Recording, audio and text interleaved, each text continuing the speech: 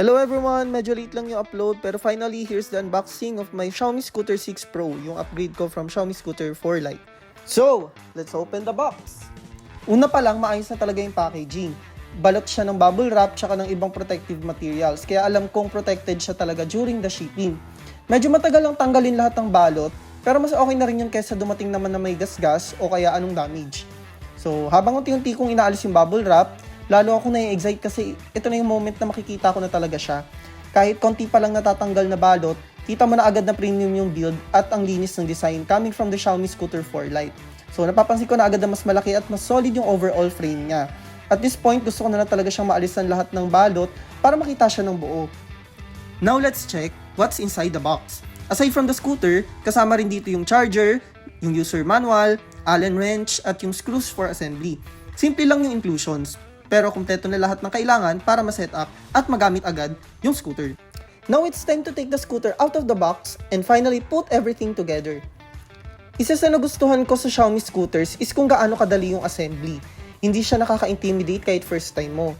Kailangan mo lang iangat yung handlebar, i-align ng maayos, tapos ikabit yung 4 na screws gamit yung kasamang Allen wrench. Ang importante lang dito, huwag madaliin.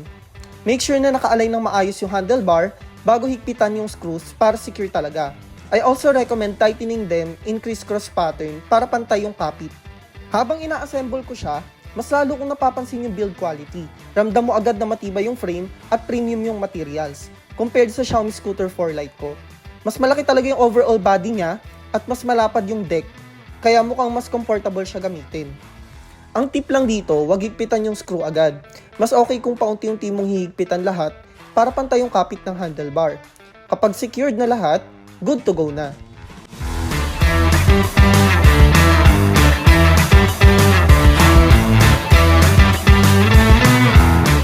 And just like that, tapos na yung assembly. Time to lift the scooter out of the box. Ito na talaga yung moment na hinihintay ko. Pagkaangat ko pa lang, ramdam ko na agad na substantial siya kaysa sa Xiaomi Scooter 4 Lite ko. Mas mabigat siya, pero expected naman yon considering the upgrades and the bigger build. Pagkatayo pa lang niya, kitang-kita ko na yung difference. Mas malaki yung frame, mas malapad yung deck, at mas premium yung overall look. I really like how clean and minimalist yung design niya. Wala masyadong unnecessary details, pero premium pa rin yung dating.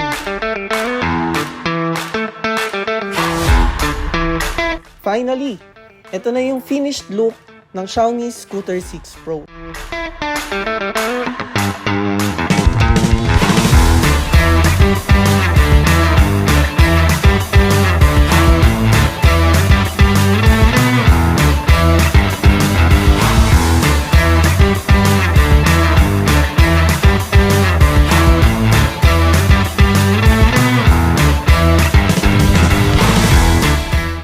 And that's it sa unboxing na to. Sana na-enjoy nyo yung video at nabigyan kayo ng idea kung ano ang aasahan sa Xiaomi Scooter 6 Pro right out of the box. Maraming salamat sa panonood. Ride safe!